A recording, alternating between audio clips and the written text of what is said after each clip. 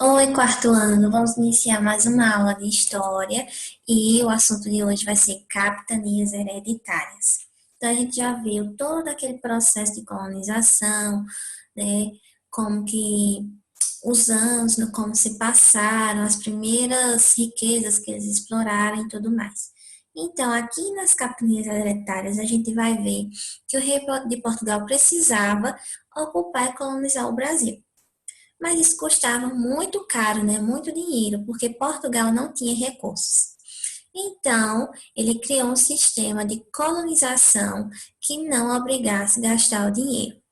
D. João III decidiu adotar o regime de capitanias hereditárias.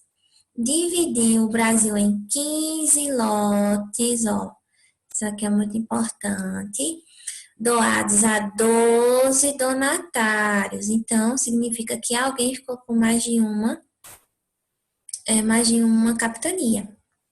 Escolhidos entre pessoas importantes como militares, fidalgos, funcionários da administração colonial e comerciantes, ou seja, eram pessoas da alta classe, né? Pessoas que já tinham dinheiro e já tinham aquele senso de administração, que se encarregariam de garantir a posse das terras e explorá-las, pagando a Portugal parte dos lucros obtidos. Então, ó, eles não iam ganhar as terras de graça. Eles iam trabalhar e uma parte do lucro teria que vir para a coroa. Com a divisão das terras, o rei de Portugal transferia os gastos com a colonização para as pessoas que exploravam a terra com seus recursos próprios.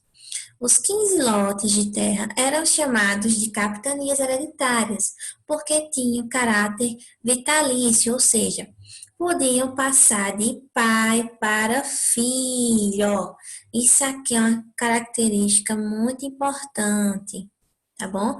Passar para o filho mais velho, como herança, ok? Porém, o sistema de capitanias hereditárias não deu bons resultados. Muitos donatários não se interessaram pelas terras que receberam e outros não tinham recursos suficientes para colonizar suas capitanias, que sofriam ataques dos indígenas e dos franceses. Olha só o que é que aconteceu aqui, né? Houve aquela resistência por parte dos indígenas, tinha a questão das invasões, e nós já falamos em outras aulas. Ó, São Vicente prosperou devido à lavoura de cana-de-açúcar e à criação de gado. Pernambuco desenvolveu-se em razão de cultivo de cana-de-açúcar, que encontrou na região boas condições para o desenvolvimento. Então, se alguém me perguntar quais foram as capitanias que mais prosperaram, você vai dizer Pernambuco e São Vicente. Isso mesmo, nosso estado foi o que mais prosperou. Pernambuco e São Vicente, né? Ó, São Vicente, cujo donatário era Martim Afonso de Souza, e Pernambuco, cujo donatário era Duarte Coelho. Ó, vejam só esses nomes, muito importantes também. Foram as duas capitanias que prosperaram. Então, vejam só aqui, nesse mapa, que tem o Tratado de Tordesilhas, né? Lembram que assinaram o contrato Portugal e Espanha, e Portugal ficou com esse ladinho de cá, ó, tá bom?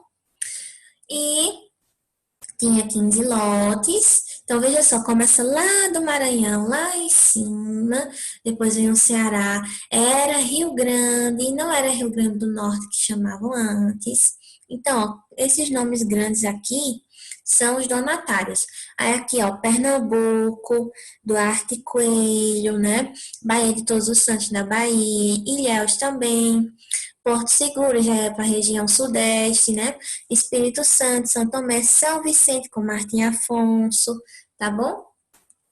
São anotações importantes. As viagens tornavam-se mais perigosas, porque nessa época as informações contidas nos mapas eram pouco precisas. Os navegantes passavam a fornecer informações sobre a descoberta de novas terras aos cartógrafos europeus. Eles reuniam suas novas informações àquelas que já possuíam, elaborando mapas cada vez mais complexos. Então, veja só, não era o navegante que ia lá e ia detalhando, não. Eles acumulavam as informações e montavam o mapa. Então, veja só o resultado, como é que foi. O mundo é desse jeito? Não, então é por conta disso que os mapas eram diferentes, né? Esse mapa representa o mundo como era conhecido pelos europeus na época de 1482. Então, muita coisa mudou, porque eles só achavam que existia a parte aqui da Europa e a parte da Ásia, não é isso? Depois que descobriram aqui o Brasil, então o mapa já mudou. Os europeus do século XV e XVI começaram as grandes viagens por mares até então desconhecidos, que eram os mares tenebrosos, né? As grandes navegações com essas viagens costumavam ser chamadas, foram iniciadas pelos portugueses, sendo seguidos pelos espanhóis. Isso a gente já sabe. Então, agora, como atividade, quem é do Zoom vai fazer a página 106. Opa, 106, tá? E quem é do YouTube vai fazer da 106 até a 108. Mais tarde estarei colocando a correção, tá bom?